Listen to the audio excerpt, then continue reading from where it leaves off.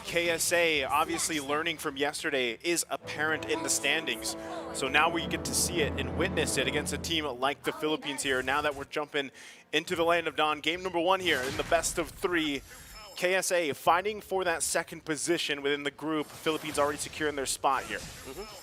On to the EXP lane. The Philippines go to take and poke in Arlet. Now this is the thing. Uranus has been very effective amongst our games of the day. Half HP onto Ogun, still sustaining though. Troll, on the other hand, might be in trouble. Yeah, he's quite aggressive. Already going to flicker out. So, you know, this is something to be expected, if you will, for Troll on the Cho. Very comfortable pick for him so far. You saw, again, previous teams just kind of ban out all Troll's heroes. And even, let's just take a look at the emblems here. And looking back on how they managed to do a mix and match here, we're seeing how the pokes will differ now for Cuffin, knowing that he's up against either, again, the Angela. But at this point, trying to poke in Troll and Tarzan. Kyle TZ quite low, getting some of that regen back. No follow-up though, just yet. Good response. Few now. Half health as well, Super Marco to cover fire. They're going to back off, no one falling. Okay, going back on the laning stage. Still securing Kyle TZ's momentum.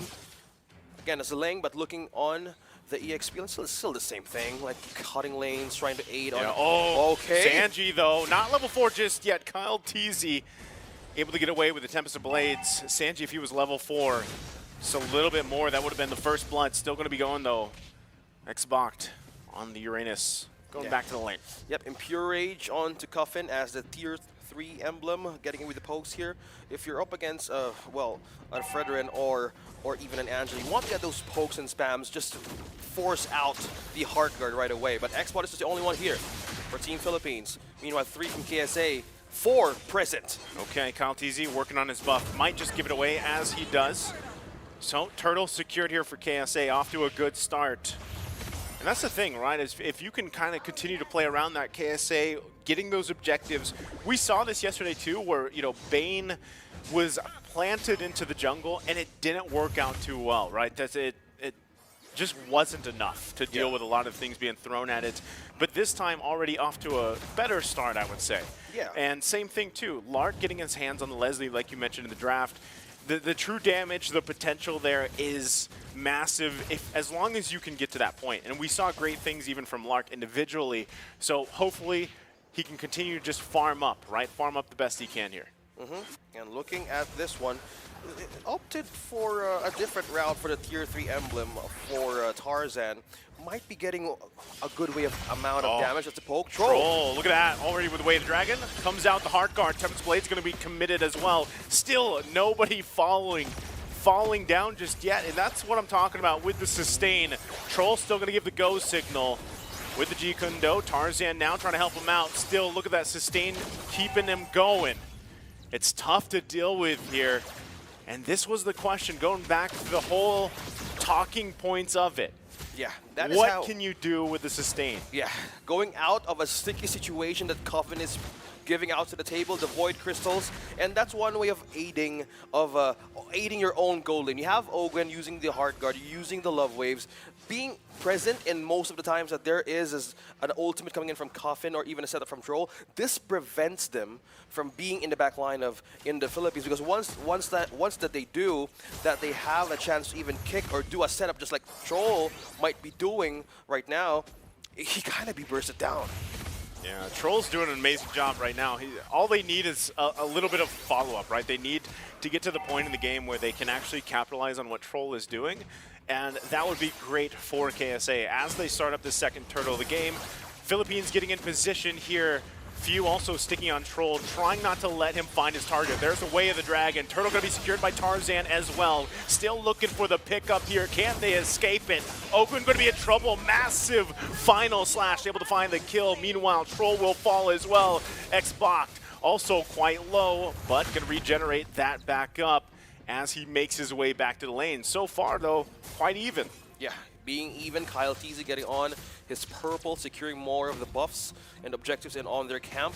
I say they're trying to get on with the trade here. Yes, you take the turtle right out of our hands, but that's two. But they're willing to sacrifice it now because at the spike of the mid to late game, this is where the composition will shine for Team Philippines. You have a Claude, you have a Uranus. One thing that you would consider here is the healing, the sustain, the ability to melt through KSA could happen either mid to late game, but right now we see how KSA is capitalizing on their early game window to mid, that they want to secure more of that momentum as they go up against Philippines. Oh, look at that. Kyle TZ quite low as well. Gets the hard guard here. Now Sanji going to be in trouble.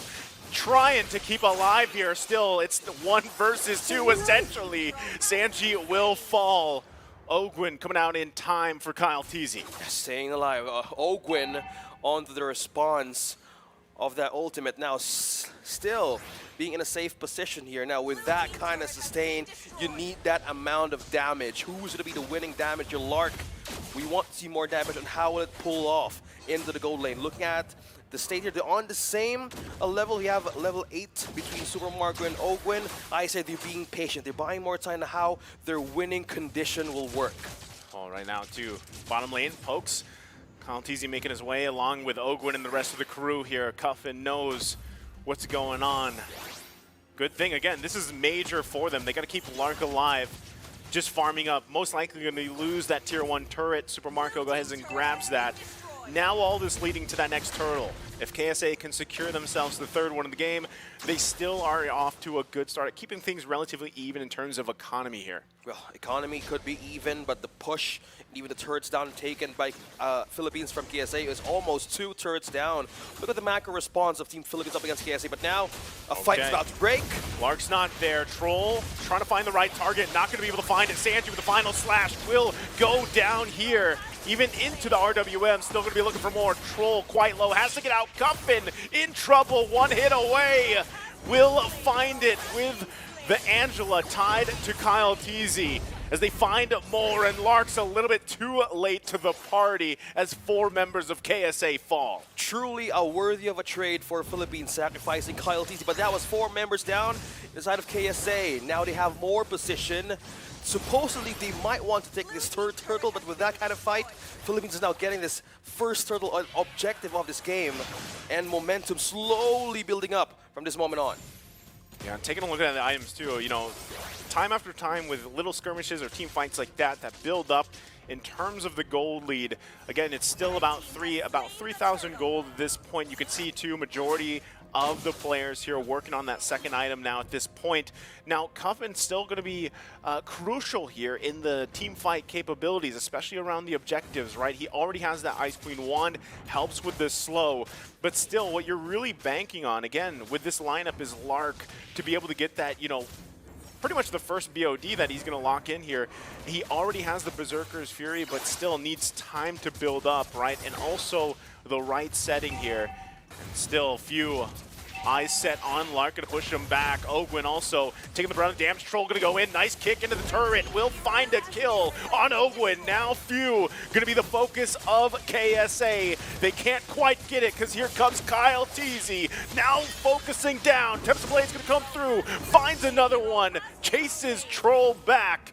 Philippines punishing KSA here. Diverting with maximum damage output. Philippines securing that 2 kills. Tarzan and Cuffin, 2 kills over the jungle of KSA. Now they're pushing through a macro response here in the side of Team Philippines, breaking through turrets.